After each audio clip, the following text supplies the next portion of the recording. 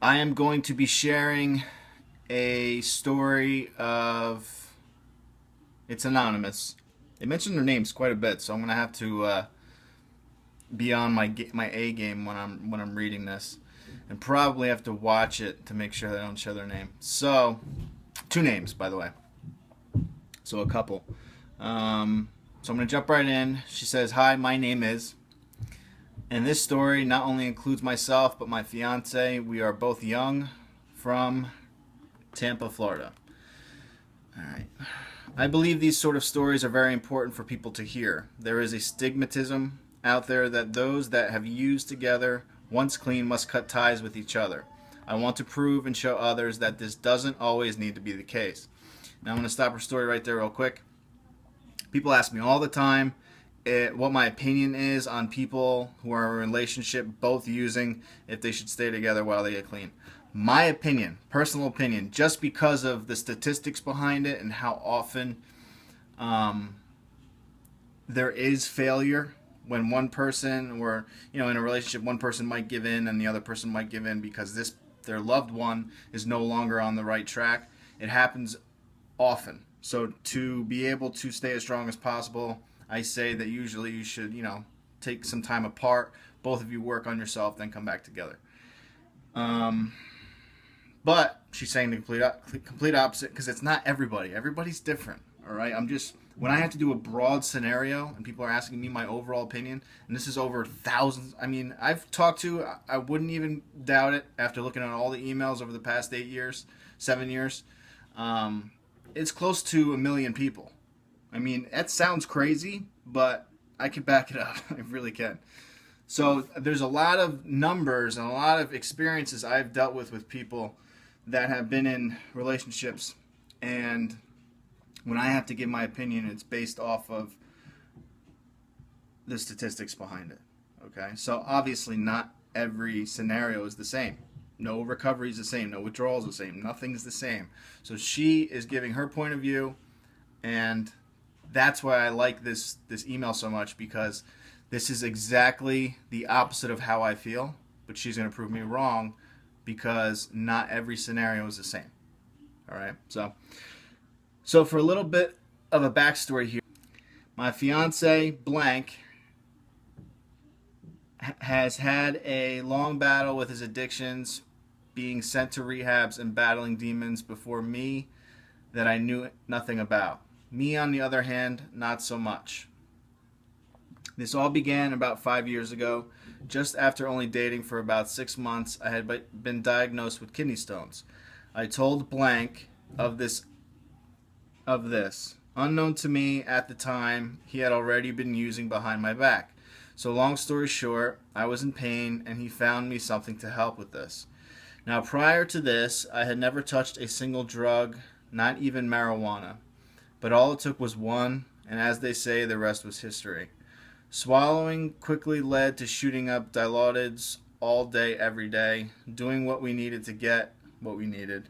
We stole from those we loved and neglected my children that we both loved dearly, because at this point, all that mattered was chasing that high.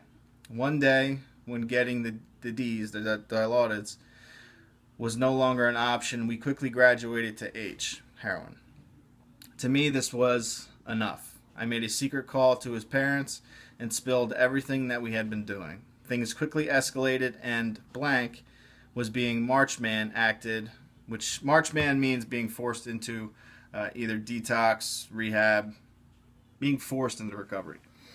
So blank was being Marchman acted, and I followed him to the same detox facility after my own family had found out about me stealing anything I can get my hands on from them in order to feed my needs.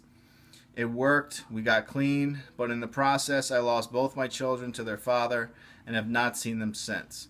Now fast forward to present day, long story short, we did both end up getting clean for about a year, then like most addicts we relapsed. We told ourselves it would be fine, we could just do one or two, because at this point we were both at great jobs in our own home. We weren't those losers living in their parents' homes anymore. We could control this right. We were very wrong. It didn't start bad, but it ended right back up to shooting up D's, dilutids, and Opanas. And when those weren't an option, we stuck with the blues. I was actually leaving on my lunch break from my great medical field job to go home and shoot up before going back to work and taking people's blood.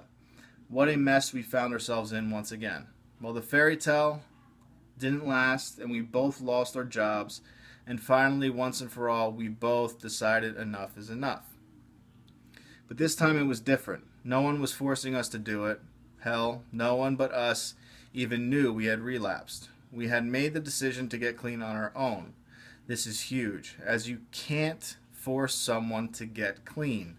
This is crucial. We have been clean in the past, but it was at a forced hand. One must want it in order for it to stick. When I say I want it, I mean deep in your heart, you can't possibly live this life anymore. So in the beginning, we found a methadone clinic and went about it this way.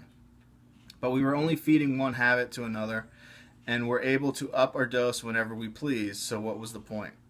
We decided to come off the methadone. Haha. That was awful. This by far was the worst thing I had ever been through in my entire life. So of course, once again we relapsed, like clockwork. But again, we wanted to get clean. We really did. We didn't want to live like this anymore. But the question was how? How could we do this right? So we planned it all out, that we would take subs for a few weeks, then detox off of that. This was by far the biggest mistake because this was torture. By day 6, we were getting no better and in sheer hell. So once again, we relapsed to the 30s for a few days, then decided to quickly go cold turkey off of that before we found ourselves once again in the grips of a mean addiction. We are now finally clean from a cold turkey detox, and we are both feeling great. Day 1 and 2 were awful, but we finally got some rest and we feel great. We have made it through with the Highlands Restful Legs. I highly recommend, as this was the worst part for me, and NyQuil at night to get some rest. Also difficult as it may be, get out and walk around. People, this seriously helped a lot. But right now we are feeling great, confident, and optimistic. The main point of this story is to show people that it can be done. Just because you have relapsed time and time again doesn't mean you can't pick yourself up off the floor and get it done. I get that our story is rare, as most couples who use together can't make it work clean. But to us, it was the only way we'd both get clean, with each other on our sides. We both want to thank you so much for all you do. Your videos and others' stories have really helped us both get through. Especially me. I am the weaker-minded of the two of us, and I couldn't have done this without you. Thanks again, man. Quick question for you. What is your opinion on someone being Marchman acted or forced into getting help? As you can see, it didn't work for us. LOL. Also, what are your opinions of couples getting clean together and making it work that once used together? Blank, blank. Thank you. So, I had one slip up. I'm going to edit it out. I mentioned one of their names, so I'm going to have to edit that. So there will be an edit in this video. But to answer their question, when there was a certain TV show that came out on the air, it was on before I'd gotten clean, and I would avoid it. And then when I got clean and I was strong in my recovery, I still avoided it because I watched one episode of it, and it made my skin crawl. It was Intervention. Now, intervention is a very controversial topic because you're pushing an addict up against the wall, and in some cases, the person is on death's door. Okay, so for a family to want to help their loved one and say, you know what, enough is enough, you're going to kill yourself, that's one thing. To push them up against the wall and tell them all the terrible things they had done to you, how it's affected you, make it completely about everybody in the room but the person that needs help, I have a problem with. And for a lot of reasons, it angers the person in the chair because they know they're messing up. They know they're destroying their life. They don't need to hear it over and over again from other people. All right, what they need is help. So the problem with interventions is that person sitting in that chair may not be ready, and there's nothing anyone can do about it. All right, I don't care if you send them to the most lavish place on the planet. and you keep them there for 6 months. When they get out, they're going to relapse because they're not mentally ready to get clean. And there's nothing nothing I can do, nothing you can do. Only person that can control what that person is going to do is themselves.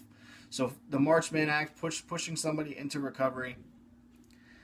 I can't tell you how many parents I talk to that ask me if I will just, they give me their son or daughter's phone number and say, can you call them and talk some sense?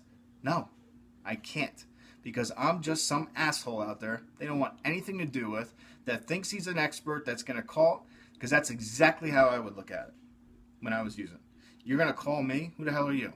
You don't know me. And that's how they're going to act. They're going to have the wall up as soon as you contact them. They're not going to want to hear a damn thing you have to say. They'll listen to appease their parents. Yeah, okay, yeah, it sounds great. Because I've done it. I tried it. Tried it many times. And I'd go to people's houses sometimes and I'd sit there with them and talk with them. And then it got to the point where, you realize very quickly that they're manipulating me. And I know the game, okay, very well. And it would click and it would be like, you know what? All right, I get it. All right, you're appeasing your parents. You're doing what you need to do to get out of this situation for the next hour. And then you're going to go off and do whatever the hell you want to do. So interventions, forcing someone, pushing yourself on people to try to get them clean. Not a fan of it. Doesn't work. Been through it many times with people. Personal experience, not having it. Now I've mentioned, she asked again, my opinions on couples. Statistics are there. It's hard enough for one person to get clean and stay clean. Then you add another person on top of that, plus the strains of a relationship and the stress involved of two people. There's just so many variables there ready to explode, because relationships can be volatile to begin with. Have a relationship that you were addicted together. Now you're getting clean together. A lot of people don't even know who the hell they are when they get clean. They start to learn more about themselves. They realize they may not even like the person that they're with. I'm not saying this is happening to anybody that's watching this video, but this happens, okay? People will get clean and they'll learn, I am not in any way attracted to this person. You may be physically attracted, but mentally and the personalities do not match anymore, because you're not that person anymore. Okay, you're a different human being when you get clean.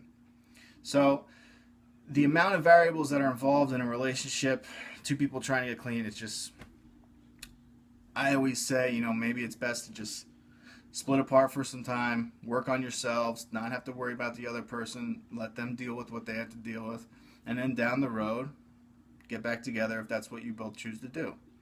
But taking on somebody else's recovery while you're going through it, add the relationship on top of that, and it's just tough.